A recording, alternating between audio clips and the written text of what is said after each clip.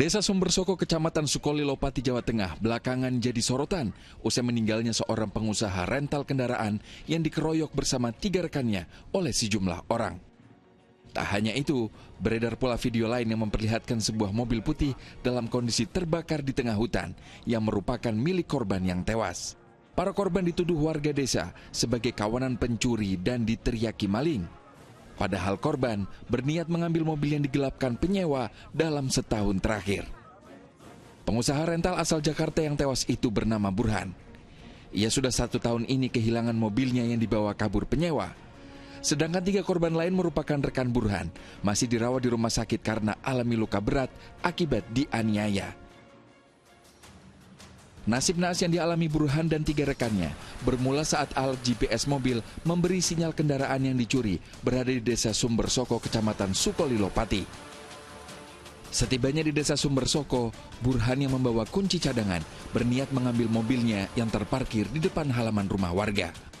Tak disangka ada warga yang melihat, dikira maling, para korban pun diteriaki hingga memancing kedatangan massa. Sempat berupaya kabur naik mobil, Burhan dan kawan-kawan dihadang, lalu dianiaya beramai-ramai. Mobil Burhan pun dibakar. Polisi telah menetapkan 4 tersangka penganiayaan. Salah satunya adalah pemilik rumah tempat mobil yang dicari korban ditemukan. Selain sepeda motor tersangka, sejumlah barang bukti juga diamankan polisi. Termasuk juga mobil milik Burhan yang dibakar warga desa. Kendaraan itu dievakuasi dari dalam hutan di Desa Sumbersoko dengan pengawalan ketat polisi.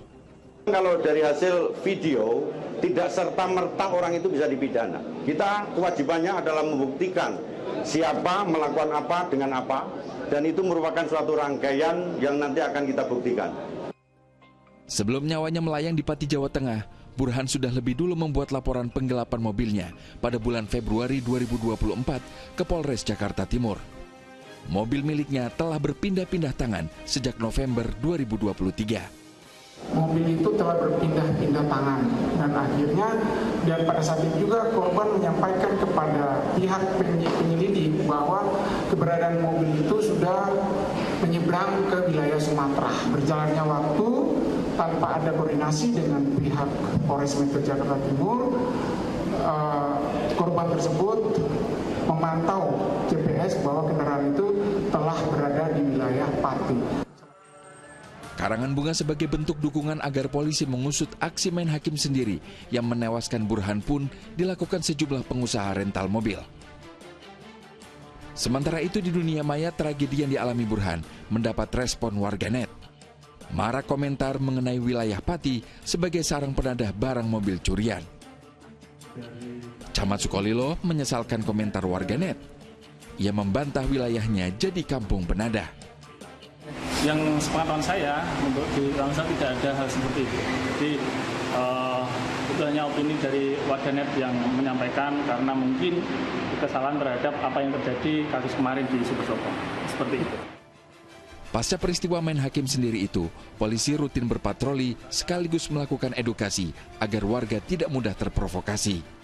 Saya himbau kepada masyarakat untuk tidak terulang kembali kepada kasus yang sama. Artinya kegiatan main hakim sendiri, kemudian informasi sekecil apapun laporkan kepada kita, sehingga penanganannya tidak menyalahi daripada hukum itu sendiri.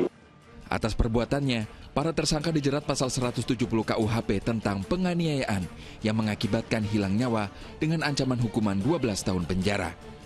Tim Liputan melaporkan.